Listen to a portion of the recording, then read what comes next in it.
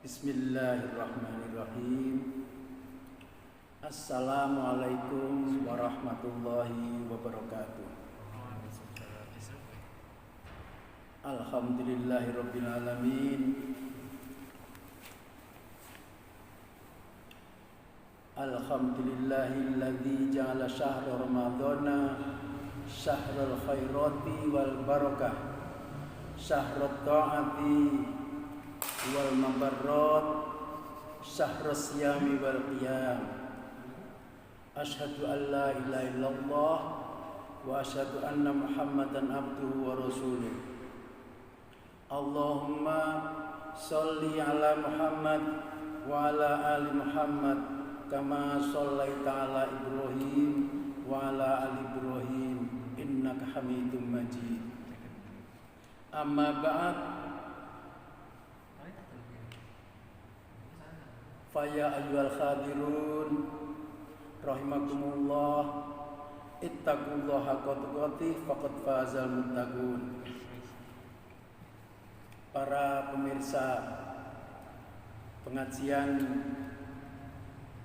menjelang buka Ramadan yang berbahagia, pertama-tama marilah kita memanjatkan puji syukur kehadirat Allah Subhanahu wa taala yang telah memberikan kepada kita semua kenikmatan, terutama adalah nikmat iman dan Islam. Sehingga dengan nikmat dan Islam tersebut dan nikmat-nikmat lainnya, terutama adalah nikmat kesehatan dan nikmat kesempatan, sehingga sampai pada sore hari ini kita masih diberikan kekuatan oleh Allah SWT untuk melaksanakan ibadah puasa Ramadan, di mana pada hari ini adalah merupakan hari pertama, hari kedua. Mudah-mudahan terima kita melaksanakan puasa Ramadan ini sesuai dengan sunnah Rasul, sesuai dengan niat kita juga kita perbaiki semata-mata karena Allah SWT, sehingga dengan demikian tujuan apa yang diwajibkan kita semua untuk melaksanakan puasa itu bisa tercapai, yaitu menjadi orang yang bertakwa. Para pemirsa sekalian, kita semuanya sudah tahu bahwa diwajibkannya puasa kepada umat, kepada orang-orang yang beriman, itu didasarkan pada surat Al-Baqarah atau Al-Quran, surat Al-Baqarah ayat 183 yang bunyinya, A'udzu billahi minasyaitonir rajim. Ya ayyuhalladzina amanu kutiba alaikumus syiyamu kama kutiba alal ladzina min qablikum la'allakum tattaqun. Yang artinya, wahai orang-orang yang beriman, diwajibkan kepada kita sekalian, kepada kamu sekalian untuk berpuasa sebagaimana diwajibkan atas orang-orang sebelum kamu, agar kamu sekalian bertakwa. Para pemirsa sekalian, berbeda dengan syariat lainnya, biasanya perintah disyariatkannya sesuatu kepada umat Islam itu dilakukan berkali-kali dalam Al-Quran. Tapi untuk perintah puasa ini hanya satu saja, yaitu pada ayat tersebut di atas, surat Al-Baqarah ayat 183 tersebut. Para ulama banyak menghubungkan antara puasa Ramadan dengan kesabaran. Jadi antara puasa Ramadan itu ada persamaannya dengan kesabaran. Hadis riwayat Tirmidzi dari Al-Baihaqi yang bunyinya asyamu nisfus sabr. Asyamu nisfus sabri. Puasa itu setengah daripada sabar. Sedang Imam Al-Baihaqi meriwayatkan hadis tersebut dengan lengkap, yaitu bunyinya sebagai berikut. Addahunna Rasulullah sallallahu alaihi wasallam fi yati aw fi yatihi at-tasbihu nisful mizan walhamdulillahi yamla'uhu wat takbiru yamla'u ma bainas sama'i wal ardi was-saumu nisfus sabr wat tuhuru nisful iman. Rasulullah SAW menghitung dengan tanganku atau dengan tangannya. Ini kata Bani Tamim. Rasulullah menghitung dengan tanganku atau dengan tangannya. Tasbih itu separuh dari timbangan dan hamdalah itu memenuhinya. Takbir itu memenuhi langit dan bumi. Puasa itu separuh dari sabar. Kesucian itu separuh dari iman. Ahmad Mustafa Al-Maraghi menukilkan hadis ini untuk menguatkan tafsir ayat yang disebutkan di atas. Ia mengatakan bahwa Al-Maraghi mengatakan, sesungguhnya Allah mewajibkan kalian berpuasa adalah agar kalian mempersiapkan diri untuk bertakwa kepada Allah dengan jalan menjalankan perintah dan mencari pahala di sisinya.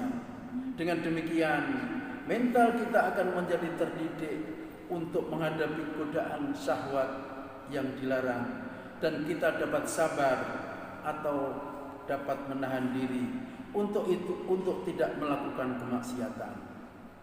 Kemudian beliau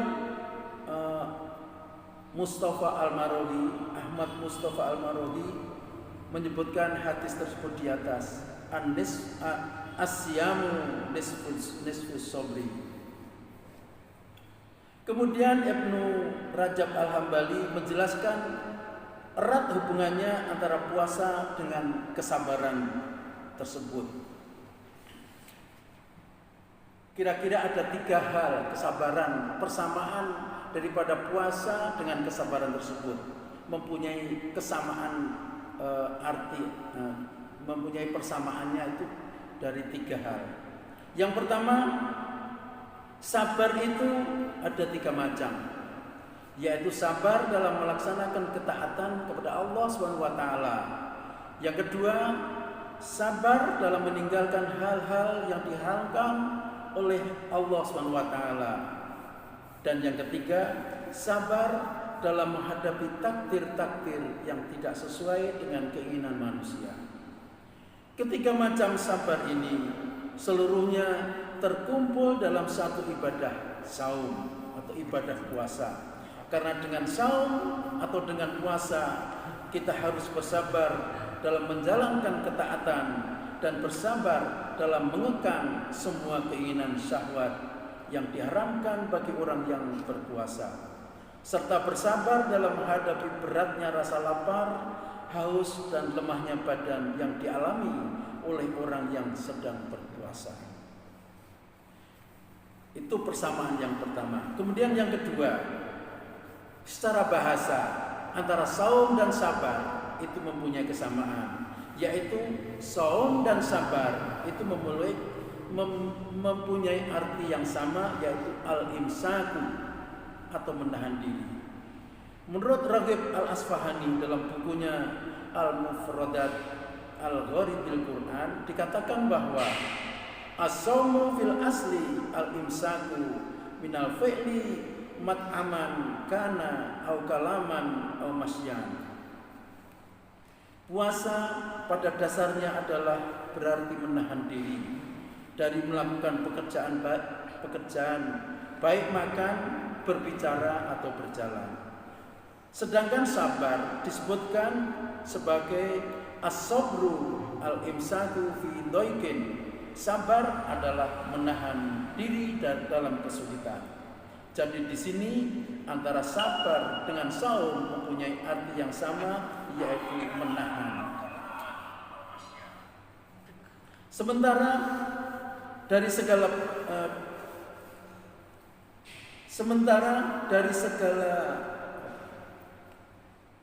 segala pahala antara puasa dan sabar juga terdapat kesamaan dari segi pahala, ya. Dari segi pahala yang diperoleh, maka antara puasa dan sabar itu mempunyai kesamaan, yaitu mendapatkan pahala yang tanpa batas.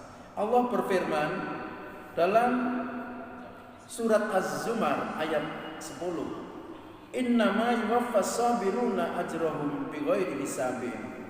Sesungguhnya hanya orang-orang yang bersabarlah yang dicukupkan pahala mereka tanpa batas. Sedangkan Rasulullah SAW bersabda, Kullu amal ibni adama yudha'aful hasanatu asru amthaliha ila sab'i mi'ati dhi'fin. Qala Allah azza wa jalla illa as-sawm fa innahu li wa ana ajzi bihi. Segala amalan kebaikan anak Adam dilipat gandakan pahalanya dengan 10 sampai 700 kali lipat. Allah berfirman, kecuali puasa. Puasa itu untukku dan aku sendiri yang akan memberikan pahalanya.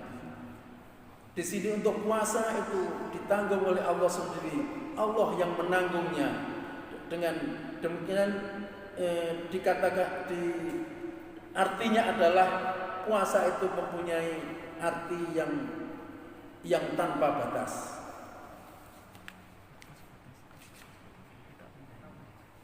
Selama Ramadan, selama saum Ramadan, maka kesabaran dan ketahanan mental individu dan sosial itu diuji oleh Allah Subhanahu wa taala.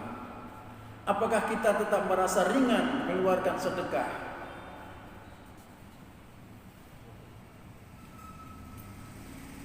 Apakah kita tetap merasa ringan mengeluarkan sedekah? Misalnya berupa memberi buka puasa kepada orang lain, padahal kita sama-sama memerlukan setelah kita sama-sama menahan lapar dan dahaga seharian. Apakah kita sanggup untuk tidak meminum air tatkala berkumur-kumur, atau sedang kita berwudu padahal ada kesempatan untuk meminum itu dan tidak ada orang yang tahu. Kemudian apakah kita masih konsisten melaksanakan sholat 5 waktu dan sholat sunnah dan lain-lainnya, sementara cairan tubuh kita sangat berkurang sehingga berat badan kita terasa lemah. Hal inilah kita sangat diperlukan. Puasa itu sangat membutuhkan kesabaran. Jadi saum Ramadan memang syarat dengan nilai-nilai kesabaran, di mana hal ini sangat kita perlukan. Saat ini di tengah-tengah mewabahnya COVID-19 ini, mewabahnya corona, penyakit yang dibawa oleh virus corona yang terkenal dengan nama COVID-19 yang melanda seluruh dunia. Wabah corona adalah musibah yang harus kita hadapi dengan kesabaran, sebagaimana disebutkan Allah SWT dalam Al-Quran. وَلَنَبْلُوَنَّكُمْ بِشَيْءٍ مِنَ الْخَوْفِ وَالْجُوعِ وَنَقْصٍ مِنَ الْأَمْوَالِ وَالْأَنْفُسِ وَالثَّمَرَاتِ وَبَشِّرِ الصَّابِرِينَ الَّذِينَ إِذَا أَصَابَتْهُمْ مُصِيبَةٌ قَالُوا إِنَّا لِلَّهِ وَإِنَّا إِلَيْهِ رَاجِعُونَ أُولَئِكَ عَلَيْهِمْ صَلَوَاتٌ مِّن رَّبِّهِمْ وَرَحْمَةٌ وَأُولَئِكَ هُمُ الْمُهْتَدُونَ. Dan sesungguhnya akan kami berikan cobaan kepada kalian dengan sedikit ketakutan, kelaparan, kekurangan harta, jiwa dan buah-buahan. Dan berikanlah berita gembira kepada orang-orang yang sabar, yaitu orang-orang yang apabila ditimpa musibah, mereka mengucapkan inna lillahi wa inna ilaihi raji'un. Mereka itulah yang mendapat keberkatan dan yang sempurna dan rahmat dari Tuhannya. Dan mereka itulah orang-orang yang mendapat petunjuk. Quran surat Al-Baqarah ayat 155-157. Rangkaian ayat ini merupakan tuntunan yang menyeluruh dari Allah SWT dalam menghadapi musibah yang didefinisikan oleh ulama sebagai kullu makruhin yahillu bil insan, segala sesuatu yang tidak menyenangkan yang menimpa manusia. Itulah definisi daripada musibah yang diberikan oleh ulama. Dengan menggunakan kalimat taklid wala nabluwannakum, jadi menggunakan lam dan nun taukid yang mempunyai arti sungguh dan benar-benar, maka Allah SWT menjelaskan bahwa setiap manusia tidak mungkin lepas dari musibah. Namun Allah SWT juga mengisyaratkan agar manusia tetap berpikir positif dalam menghadapi musibah, karena walau sebesar apapun musibah yang dirasakan, itu masih lebih sedikit dibanding dengan rahmat Allah SWT yang diberikan kepada manusia, sebagaimana yang dapat kita pahami di dalam ayat tersebut di atas, yaitu ada kata min yang mempunyai arti dari, tapi yang dimaksud di sini adalah sedikit dari. Di samping itu Allah SWT juga menyatakan bahwa manusia akan keluar dari musibah itu asal mereka sabar dan sabar menghadapinya. Dengan kesabaran, segala kesedihan dan dampak dari segala musibah itu akan dapat diatasi, karena sabar pada ikatnya adalah kemampuan jiwa untuk menghimpun potensi diri guna mencari jalan keluar untuk mengatasi musibah dan tidak hanya berkeluh kesah. Orang yang sabar akan mengembalikan segala musibah kepada Allah SWT dengan mengucapkan kalimat istirja, inna lillahi wa inna ilaihi rajiun. Sesungguhnya kita semua milik Allah dan kita semua akan kembali kepada Allah. Menurut Ibnul Qayyim Al-Jauzi, kalimat istirja ini adalah ucapan yang paling ampuh untuk mengobati penyakit, karena musibah amat mujarab bagi orang yang tertimpa musibah di dunia dan di akhirat. Karena kalimat ini mengandung dua pokok penting yang bila diketahui oleh seseorang hamba dengan sebaik-baiknya, pasti dia akan menjadi terhibur. Yang pertama, bahwa seorang hamba itu termasuk keluarga dan seluruh hartanya adalah benar-benar milik Allah SWT. Semua itu diberikan kepada seorang hamba adalah sebagai pinjaman belaka. Kalau Allah SWT mengambilnya kembali, tak ubahnya seperti seorang pemberi pinjaman yang mengambil kembali barang miliknya dari orang yang diberikan pinjaman itu. Seorang hamba hanya bisa mengurus barang yang dipinjamnya tanpa bisa memilikinya, karena pemilik sesungguhnya ada Allah SWT. Pokok yang kedua, tempat kembali dan berpulangnya seorang hamba hanyalah kepada Allah SWT, Sang Penguasa yang maha menguasai. Seseorang pasti akan meninggalkan dunia ini untuk kembali kepada Allah SWT seorang diri, sama seperti dahulu ia dilahirkan dan diciptakan, tanpa sanak, tanpa saudara, tanpa harta, dan tanpa keluarga.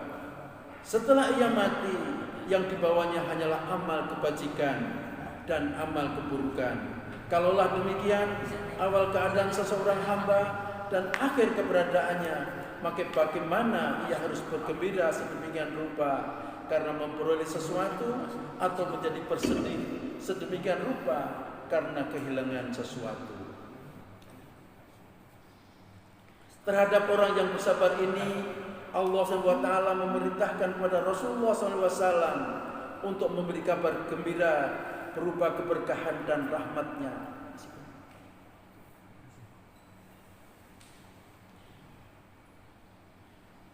Ketika menafsirkan ayat ini, Ibnu Katsir menukilkan ucapan Amirul Mukminin Umar Ibnul Khattab, sebaik-baik dua jenis balasan dan tambahan adalah yang disebutkan dalam firman Allah, yaitu dalam Al-Quran surat Al-Baqarah ayat 157. Ulaika alaihim salawatu mir rabbihim wa rahmah. Mereka itulah yang mendapat keberkahan yang sempurna dan rahmat dari Tuhannya. Kedua jenis itu adalah berkah. Kedua jenis balasan itu adalah berkah dan rahmat yang sempurna. Dan apa yang disebutkan selanjutnya dalam ayat pertama, wa ulaika humul muhtadun, dan mereka itulah orang-orang yang mendapat petunjuk. Mendapat petunjuk adalah jenis balasan tambahan yang ditambahkan di antara kedua balasan tersebut, sehingga mereka mendapatkan pahala sekaligus tambahannya. Jadi dengan demikian, sabar akan mendapatkan 3 balasan.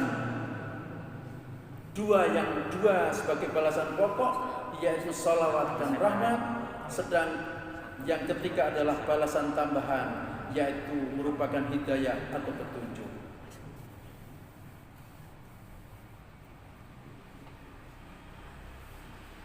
Sebagian ulama menjelaskan 3 balasan yang akan diterima oleh orang yang sabar itu sebagai berikut.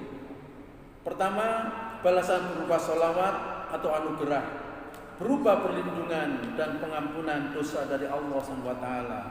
Yang kedua, berupa balasan berupa rahmat atau kasih sayang, berupa kasih sayang yang tidak pernah terputus sepanjang hidup, bahkan setelah meninggal dunia. Kemudian yang ketiga, balasan berupa hidayah atau petunjuk, yaitu berupa petunjuk dari Allah sehingga dapat mengatasi musibah tersebut. Oleh karena itu, marilah kita jadikan Syawal Ramadan ini sebagai sarana untuk memantapkan kesabaran kita dalam menghadapi virus corona ini, sehingga kita tetap tenang dan optimis bahwa wabah ini akan dapat berakhir, sebagaimana optimisme kita dalam menanti datangnya waktu berbuka saat kita sedang lapar dan dahaga, ketika kita sedang berpuasa. Demikian ini dapat kami sampaikan, mudah-mudahan bermanfaat pada kita sekalian, terutama kepada diri kami sendiri. Amin ya rabbal alamin. Alhamdulillahirabbil alamin. Wassalamualaikum warahmatullahi wabarakatuh.